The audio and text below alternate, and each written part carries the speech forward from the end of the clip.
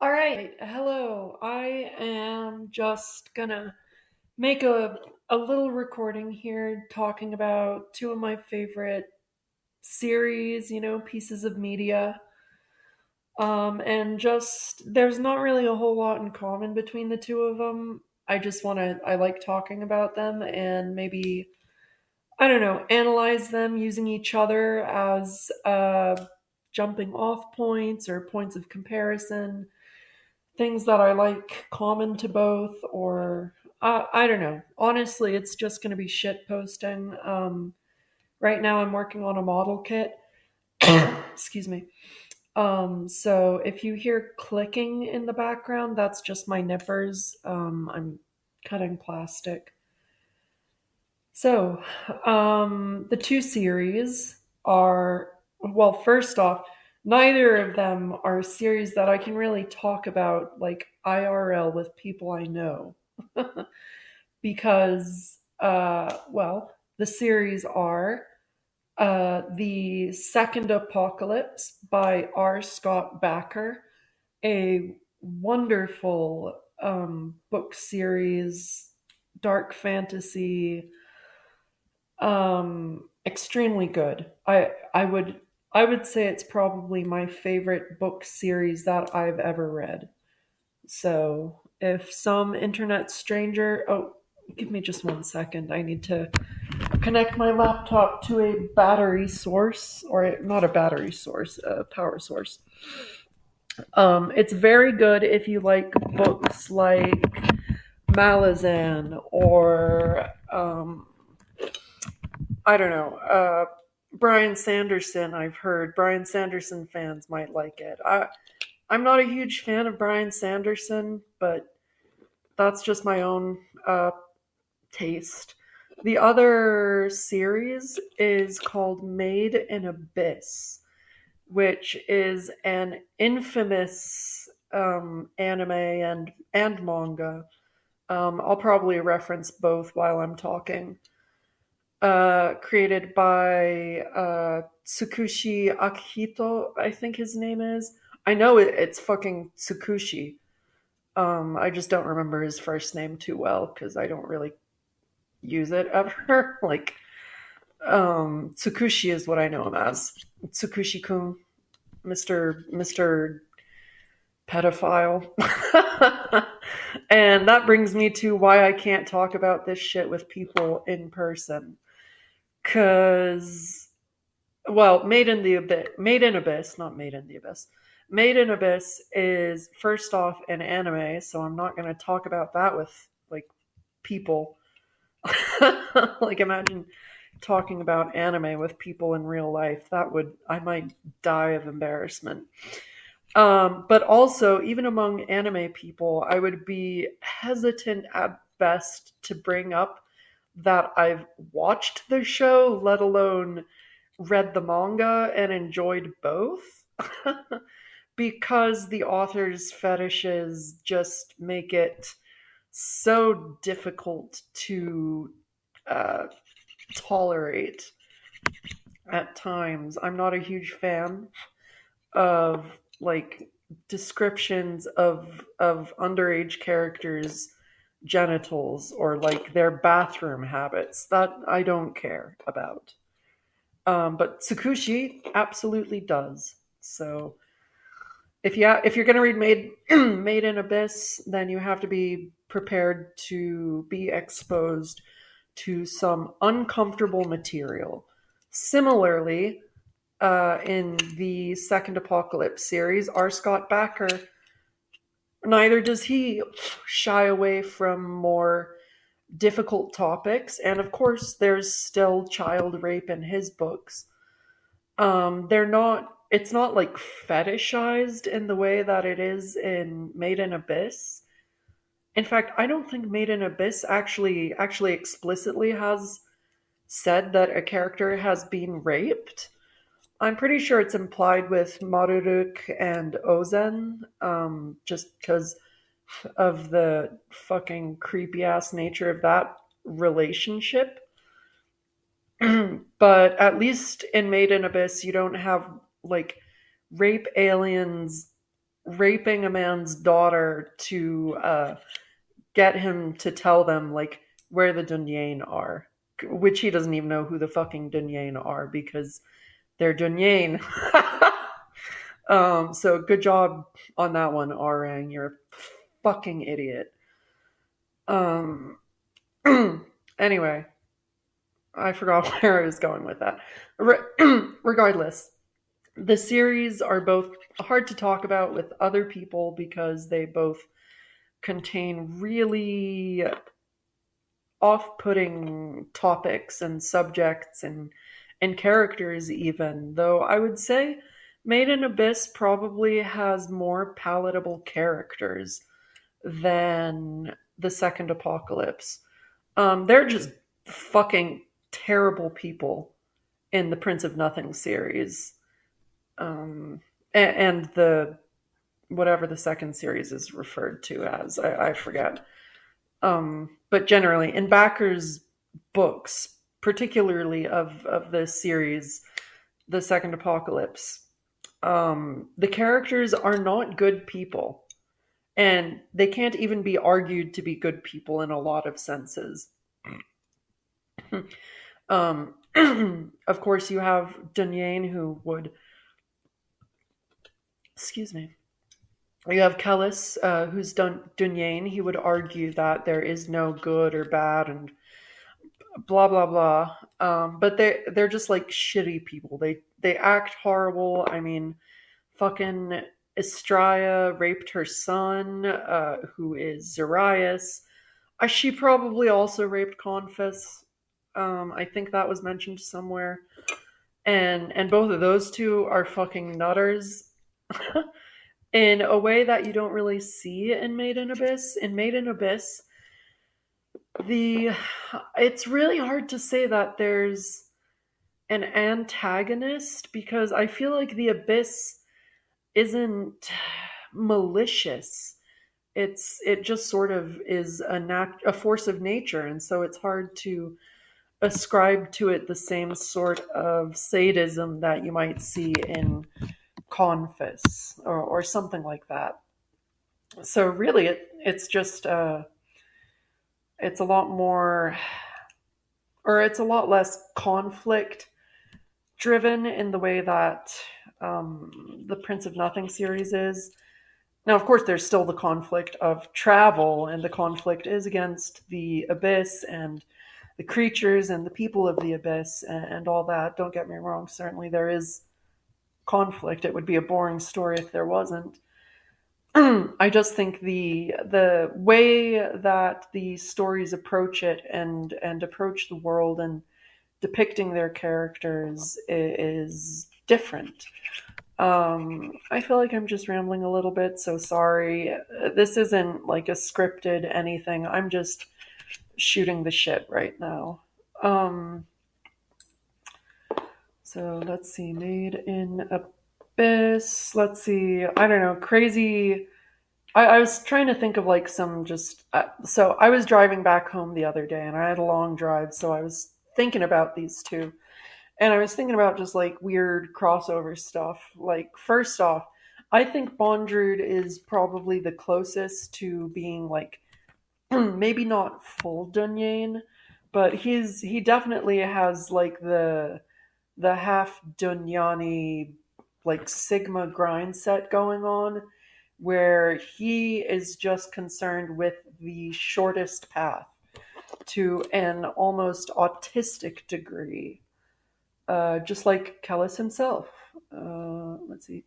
きれいに切り取ってください. Sorry, model kit instructions. ちょっと Alright. I'm just having a bit of trouble with my vision here. I'm not that good with my eyes. um, so Bondrewd is definitely closest to the Dunyain in the way that he is just sort of like focused on his goal and that's it. The same way that the Dunyain are focused on the shortest path. Um, totally different motivations, though not entirely different. I mean, certainly the Dunyani are seeking a much more specific end goal, right? The self moving thought, or the self moving to become self moving, to come before. Whereas Bondrewd mm, arguably is transhumanist and he wants to see how far he can push it. And I also feel like Bondrewd is. Oh, give me just 1 second here. Oh, should that be cut?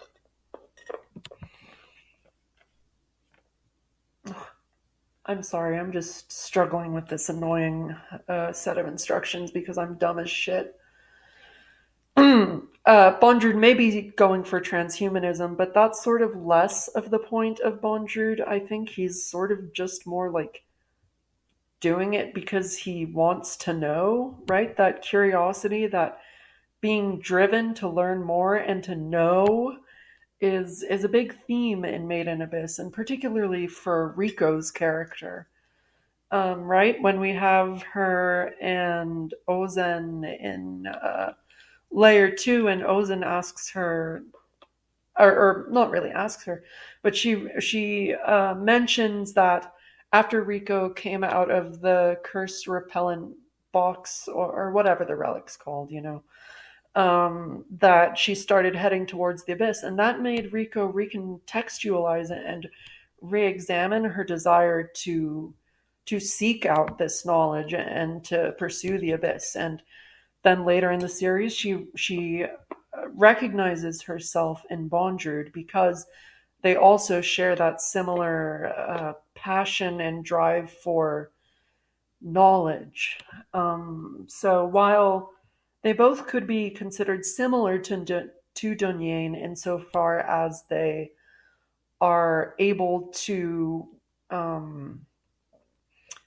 don't know, recognize that the step is trackless, right? They recognize that they can do anything, that nothing is forbidden, only that which uh, hampers one's goal is that which should be avoided, I guess, and all options should be considered, and everything like that.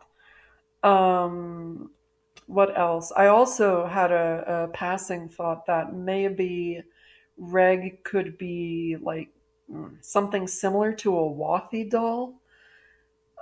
This is a totally out there guess, partially.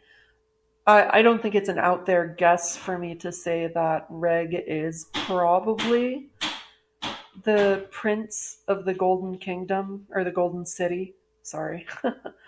um, I feel like that just sort of makes sense with everything we know. Hey, buddy, come on. What are you doing? Sorry, my dog's giving me some attention. Come on, buddy. Go lie down. What? Stupid. Um, yeah. So anyway, Reg being a Wathi doll. Starting off with that, like I said, I believe that Reg is the prince of the Golden City, and I believe that the inhabitants of the Golden City are androids, or whatever, like Reg is, and that had me thinking both about the 2,000 year dawn that's about to break, and that's another just passing similarity, the 2,000 years between the second apocalypse and the first, and between the, I guess, dawns that mark the abyss, because it's gone through several dawns that we know of. Anyway, um, my point. Reg, we know he's an Aubod. We also don't necessarily know, like, why. Like, what is he? Oh man, did I just grab the wrong part? No, I believe that was the right part. Do I need to glue that? Ugh, See, that's the problem with these older model kits. They fucking need glue on everything, and it's a pain in the ass. Um. Anyway, so we don't know the purpose of Reg. We know he has the incinerator. We know he can, importantly, cross the layers of the abyss. Um. And boop. All right, is that going to stick? I think it is. All right, that's good. We know he can cross the layers of the abyss, and he has the incinerator and all of that. What I was thinking in regards to him being a Wathi doll, or even something similar to what the head of the mangaka used to keep his soul trapped. Now, I totally forget what that guy's name, and I always think it's Sheogorath, but that's from Elder Scrolls. So let's see if I can find it. The mangaka. No, mangaka, not mecha.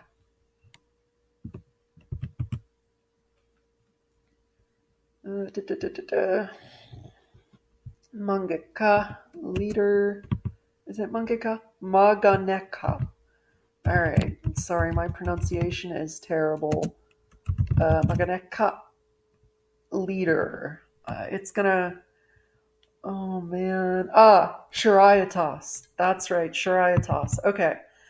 Anyway, so it may be something similar to the device Shariatos used to keep his soul trapped in Erwa after the death of his body. I feel like the dawn, potentially, of the abyss is that the abyss swallows the souls of the people living in it and on it, so the people of Orth as well, and maybe stores those souls or uses them as energy to birth something. I was thinking maybe that the thing that Halbog and his crew had found in the second layer, I think it is, that looks sort of like an egg. Maybe that's the fetus of another member of the Golden City or something. Maybe that's how they're born. Because when Nishigora and Reg were fighting afterwards, after both of the Riko and Shrajo had blown their whistles, Nishigora made some passing comment about you can feel them or hear them, or you're still learning how to blah blah blah. Um, just a strange comment, and also Fapta talking about souls and being able to communicate with the your worth stones, the life reverberating stones, the stone people, whatever they're referred to as. Let's see, does this part go that way or this way? That way. Okay. Um Life reverberating stone, Fapta. Anyway, Reg. So I think Reg, the true purpose of Reg is as maybe an immortal body for a member of the Golden City. Maybe the Golden City were people before the first dawn of the abyss. Who knows? Maybe they were doing some experiments, and the abyss is maybe the result of some experiment, and or whatever. Or for whatever reason, maybe Reg was built to be a vessel for the soul of some member of the Golden City or the Golden City royal family. That's just my theory.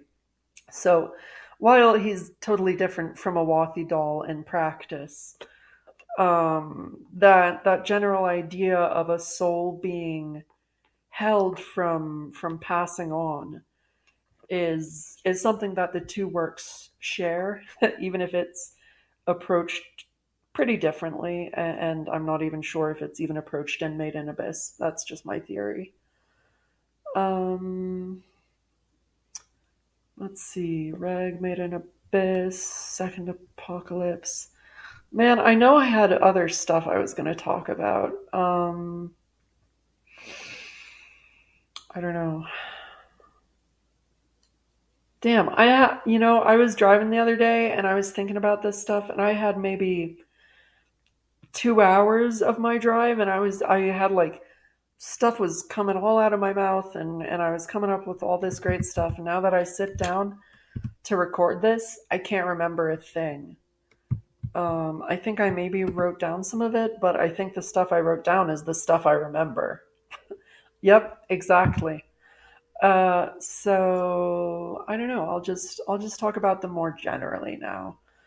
Um, I do like both of them because, well, oh, okay. I'll say that I really like R. Scott Bakker's prose, and while Tsukushi-kun, his prose is obviously limited to dialogue, generally speaking, and it's hard for me as an English speaker to get a sense of what Tsukushi's writing is like, and not just the writing of whatever fan scan later is working on it. um, let's see. Oh, and of course this needs glue too. But I do feel like the equivalent of Backer's prose is Tsukushi's artwork, and his artwork is really great. Ex- Except he uses it sometimes for like weird shit. Like I'll be reading a volume and I'll come to the end of the volume and I'll be like, "Wow, that was great." Oh, cool! Here's a full page fucking nude frontal of this 12-year-old character. Great. I really needed to see fucking Prushka's tits. Thanks, Tsukushi-kun. Jesus. Or but his art is still very good, and likewise, Backer's writing is fantastic writing. And sometimes he uses that fantastic writing to describe like gay rape or child molestation or any other number of fucking horrible things, and it's like I love it, but I also hate it. Like it's made so well and it's beautifully written or drawn, but fucking Christ, you know? Does it have to be the damn naked kids every time or the fucking rape? So I know it helps give the worlds a degree of realism, and I know that's a fucked up. Sorry, buddy. I know that's a fucked up commentary on the state of the world, world where it's like, oh, this piece of fiction has child rape in it. Good. Now I can finally believe this is a real world. But hey, that's how shit is, right? Um. Anyway, it's just a shame that both creators are leagues above other things that are generally popular, like Game of Thrones or Naruto, or I don't know what's a popular anime these days. I haven't been in the loop too much. I've been busy rewatching Gundam and Five Star Stories. Uh, but it's sad to it's sort of sad to see authors and artists who are skilled and deserve recognition be hamstrung by their own inability to not show their power level constantly, which I think R. Scott Bakker and Tsukushi both suffer from. Tsukushi, I think, famously was at some function in, I think it was Germany, and some guy in the audience just asked him, like, dude, what's up with the creepy shit about kids? Basically. And the translator had to translate Tsukushi being like, I love kids. And Everybody booed, and the translator was like, looked so fucking disgusted. I don't know. I respect that level of just being honest and upfront. I wish the series didn't have the fucking weird fetish shit. I don't need to know that this guy in Iruburu specifically wanted to be a toilet so he could lick people's assholes or vaginas or bollocks or whatever, and I don't need to know that Rico had a really bad tummy ache and used that toilet a lot. Tsukushi, I don't need that. But I have to admire, at least on some level, the integrity, the artistic integrity of being like, I don't care about how it looks. This is my art. And if I want it to have fucking lollies taking a shit every other chapter, then that's what's going to happen. And likewise with Backer, right? At some point, I just have to respect him being like, yeah, women are ontologically inferior in this series. Deal with it. Like that's something I can respect. Just standing your ground on something. Both of them being suspect. I love how in the fight between Serwa and the what is it? Skafra maybe the dragon under Golgodaroth. The dragon literally says "cunny." That will never, never not make me crack. Excuse me, crack up. Maybe it's because I grew up on the internet and that word just has specific connotations and oddly relevant connotations considering what we're talking about here at Tsukushi. Let's see, two more parts. Um, anyway, let's see what else. So I don't know. These stories, these pieces of media are just things I never get to talk about in person. I don't really have anybody to talk with about them or talk about them with. So, and I'm not gonna like start making people I know read these books or watch this show or read the manga because I don't want to be associated with this in people's minds. Um, but they are great works. They're just very hard to take in sometimes. They're not what if I need to relax and sit down and watch something to calm down. I'm not gonna put on Made in Abyss. I'm not gonna listen to the audiobook of uh, the darkness that comes before. Those aren't like calming things for me. They're just interesting. I really, both of them do world building extremely well and in extremely different ways. Um, where Tsukushi is a lot more open ended about his world building, and Backer is a lot more autistically fixated on it. I mean, the last book, half of the last book is a fucking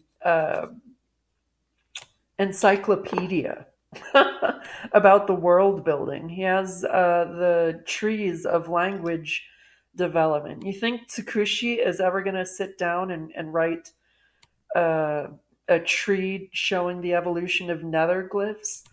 I really doubt it. He'd be too busy drawing the fucking amputee dog girl, dog boy, Shota lolly couple talking about them than he'd actually like care about the linguistics or anything. Whereas I feel like Backer would would write an an encyclopedia entry about the like Shota Lolly incest couple. Um, yeah, I don't know how, if the if there's gonna be any more anime made after season 2 of Made in Abyss. I don't know how the hell they're gonna adapt any of this to the big screen, because how do you adapt that? How do you adapt the bathing scene where Reg is bathing these two naked amputee twin furries, and have it not just be like rated X or something? It's it's like Tsukushi is trying to give the producers an aneurysm. And I can admire that just by itself. I love that. Even if I disagree with like the creepy shit about kids that Tsukushi does, that's like gross. Um, but I do like that it probably upsets some bigwigs somewhere, because I don't really like people like that. But that's neither here nor there. Um, so music, obviously, R. Scott Bakker. The books don't have any music. Made in Abyss, the manga also obviously doesn't have music, but the show does, and it's really good. I haven't actually sat down and read R. Scott Bakker while listening to the Made in the Abyss soundtrack, but I think that would be a fun exercise at some point. Um, Certainly, I don't know which one of the two shows, two pieces of media is darker, Made in Abyss or the Darknet, or the Prince of Nothing series. They're both pretty dark, pretty bleak.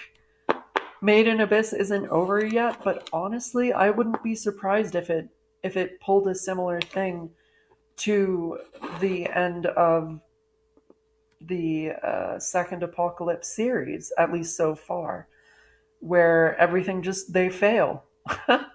I wouldn't be surprised if Reg and Rico and Nanachi and Fapta made it to the bottom of the abyss. I wouldn't be surprised if shit was just truly fucked, and they essentially would have lost. I think that would be a very interesting way to take it, and I think Tsukushi might be able to pull it off. But I'm not going to say that's necessarily how it's going to end. Just that the potential is there. They both sort of. So I guess what both shows, or both pieces of media on some level deal with, I mean, obviously, is meaning. I mean, the whole point, at least from what I remember reading from Backer's thoughts and words, is that the whole point of the second Apocalypse series is to sort of bring attention to his idea of the semantic apocalypse, which, in my layman dumbass understanding, is basically if people stop being able to relate to each other or find common ground or common meaning, then shit's gonna fucking fall apart. It's like that book, Things Fall Apart. It's like that. Um, which R. Scott Bakker plays with that in the second Apocalypse. He touches on a lot of how people are conditioned and how different cultures shape how you view the world, and all that sort of stuff. That's pretty basic stuff.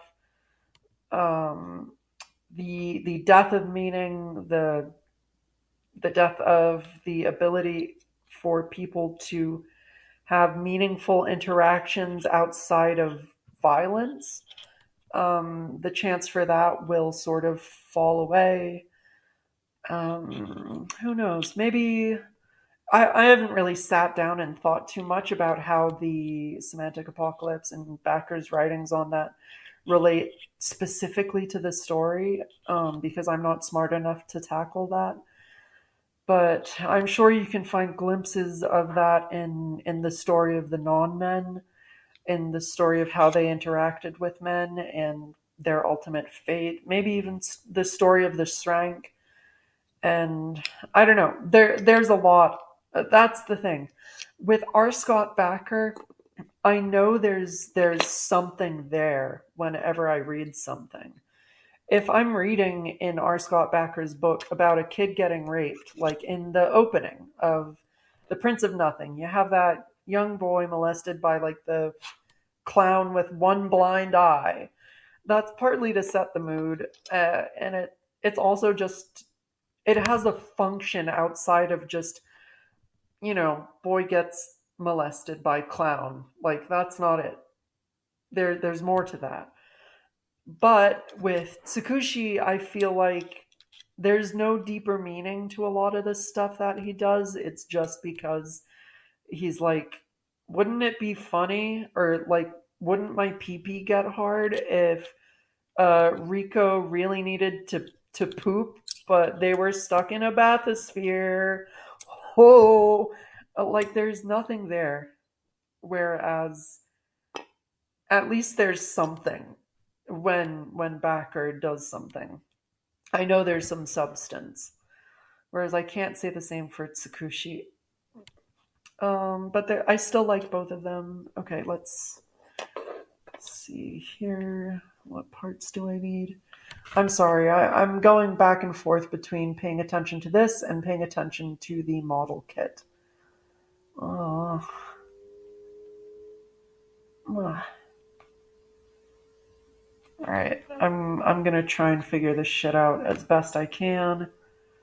All right, let's get that. Me.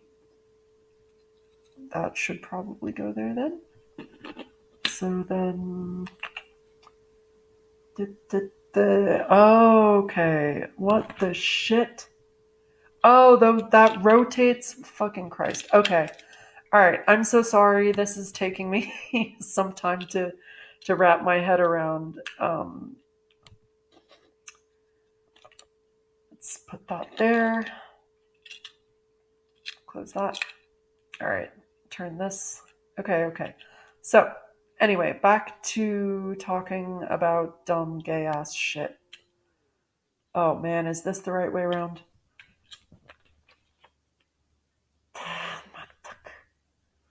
No, you want that in the front? Okay, that makes sense. Okay. All right, I believe that will be the last time that I am just gonna totally lose myself for a second there. Oh man, let me pull this out. Okay. And come on. Man. Nanda. Oh yeah. There we go. I think that may be it. Or is that too far? All right. Advice for anybody. If you're gonna get one of those old Zabunguru kits, I would recommend just being aware that you're gonna be in for some crazy weird stuff. Let's see if I think I'm working with this side at the moment, so it should be that way, I think. No, it should be this way. Got it. Okay. Anyway, I feel like I'm getting sidetracked here, so I'm probably gonna hurry it up. Maybe stop the recording. Maybe just refocus. That's a very weird joint design. Anyway, so Made in Abyss, R. Scott Bakker, Akito Tsukushi, R. Scott Bakker, both interesting, eccentric men who have written interesting series that I just cannot recommend to anyone I know or talk about with anyone I know. So I have to resort to just recording dumbass shit on the internet. and I don't know, posting it online. I may post it on fucking Reddit. I don't like Reddit, but whatever. All right, let me